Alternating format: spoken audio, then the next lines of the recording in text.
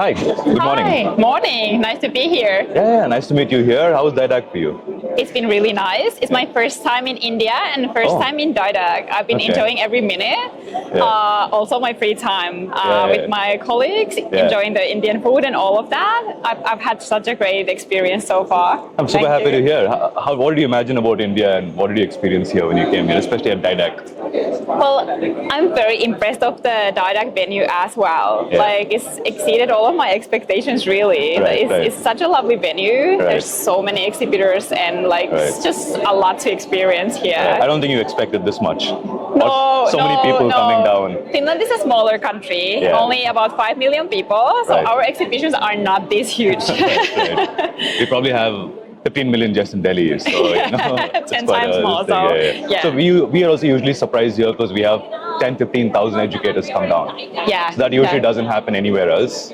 Probably globally, apart from maybe BET and a few other such events, right? So wonderful. Can you tell us a little bit about yourself, what you do, where you're from, and things like that? So I'm born and raised in Finland. That's where I got my education, and also my university education is about education. And my PhD as well. So I'm really interested and invested in education field. When did you know that you were going to do education? Until PhD. Not many people do PhD in education, so. Well, how I see it is I really believe that it's the teacher that makes the difference for so many kids. No matter where you come from, how you're doing otherwise, every day you will see the teacher, and the teacher has the possibility to improve the quality of life in general for every kid that they meet every day on daily basis. So I'm really interested in teachers actually, because I see teachers being the way of making things better for learning and for the students. So that is actually my topic for the most part. Wonderful. For the session you're going to do later on today too, you're going to talk about this? Yes, absolutely. Wonderful. I'm part of the speakers later today, speaking about this topic even more. I hope to catch you there. But what do you do now? Talk to us a little bit about your educational journey. Let's start all the way from when you were in school. And at what point you realized that education is something you were going to do, then how you got about it and what you do right now. Well, I guess I started from the nursery. So that's something I experienced myself, but also I have a son now in the Finnish nursery, so now I'm looking that from the parents' perspective, and I found it that really interesting to now follow my son's journey, but also now the nursery teacher's journey from a more professional point of view, and having discussions with them from a professional level as well. It's been quite interesting.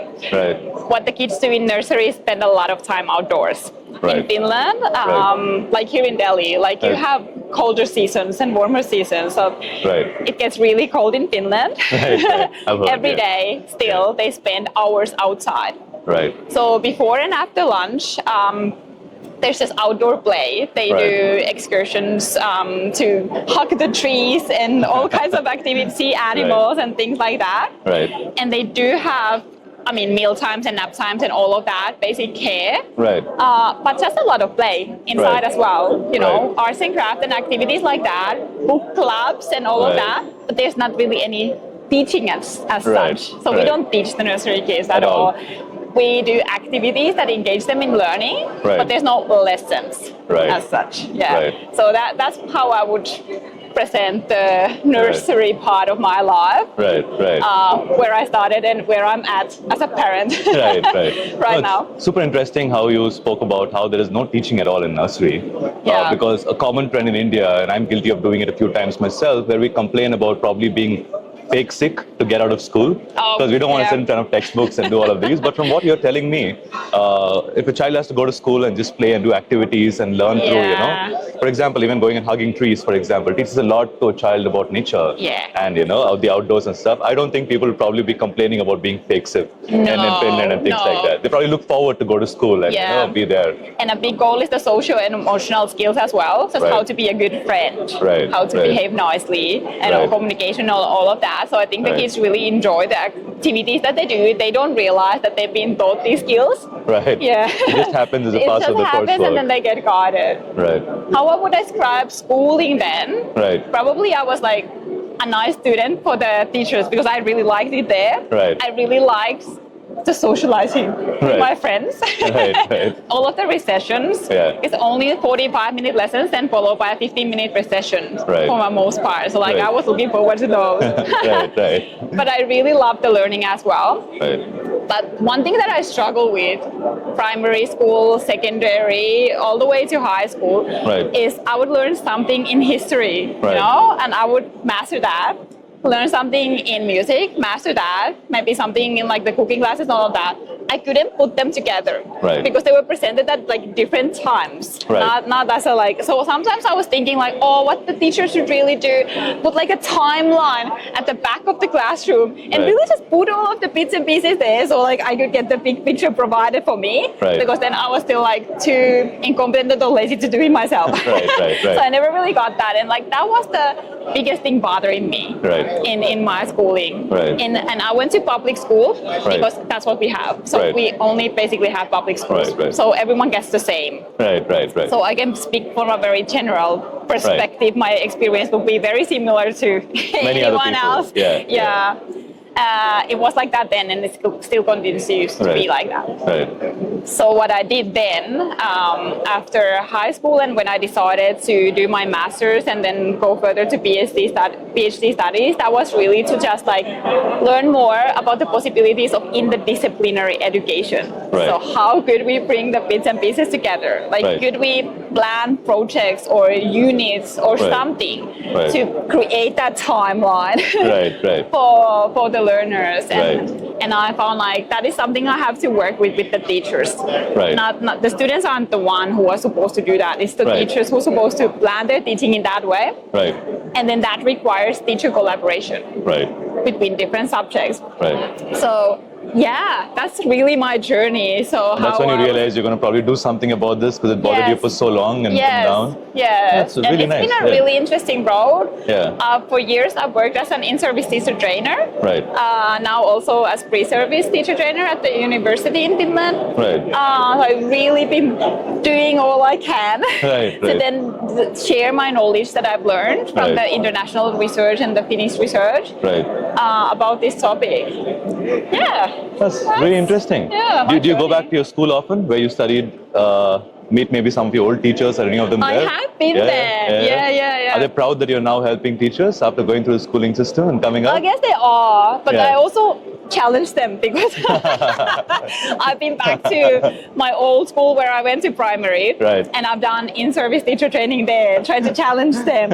It's not the same teachers, it's not the same principal anymore, but it was an exciting experience at least for me.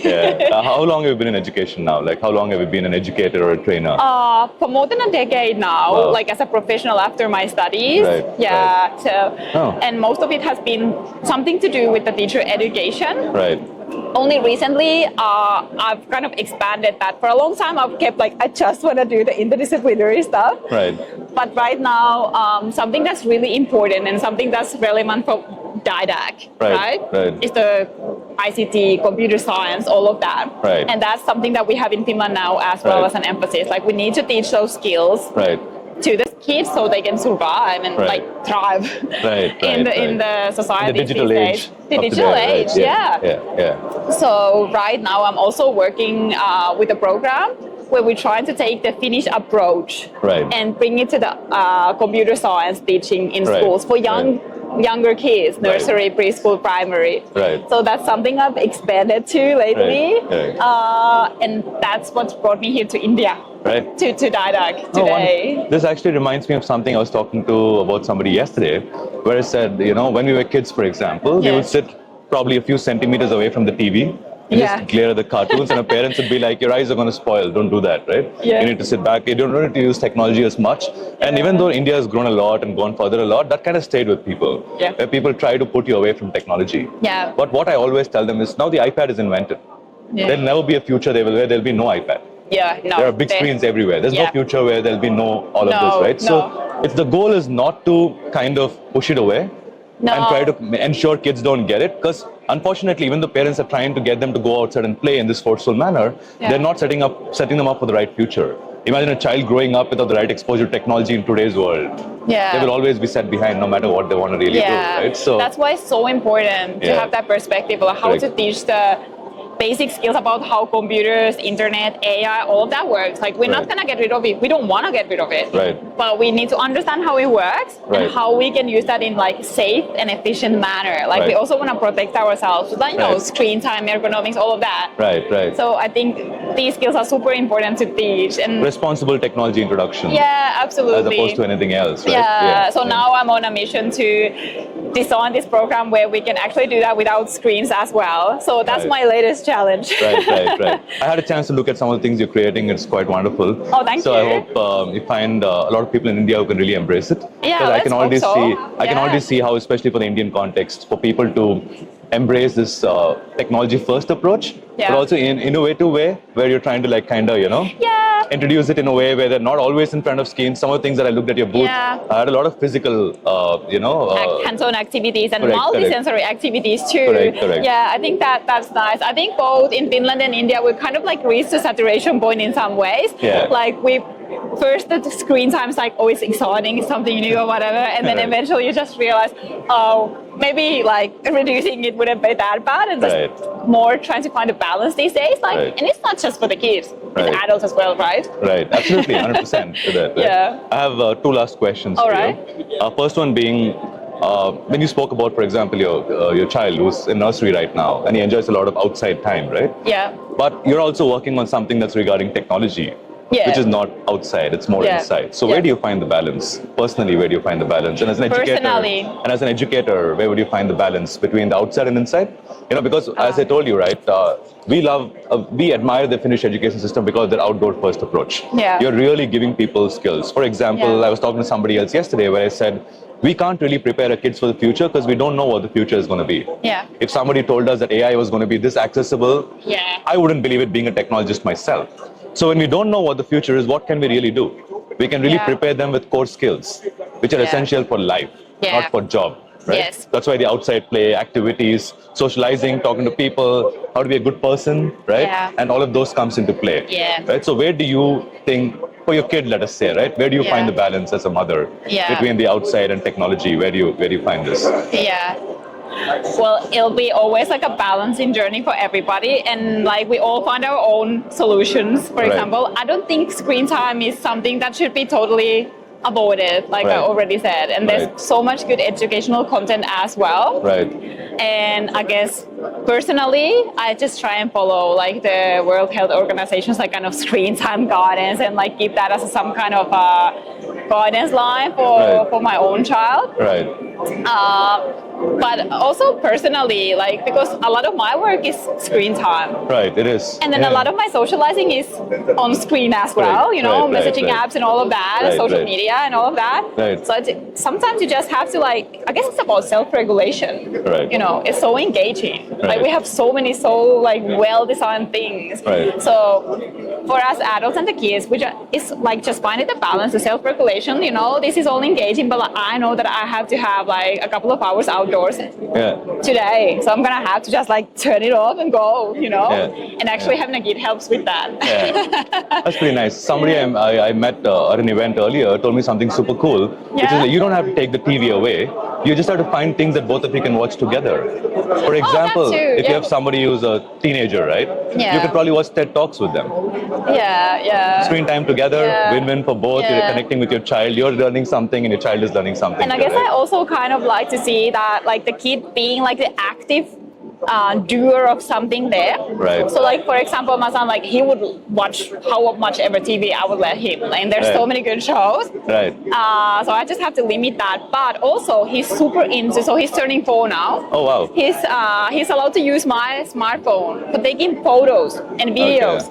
So he's finding details somewhere where we go, and he's taking photos like with great intention and whatever.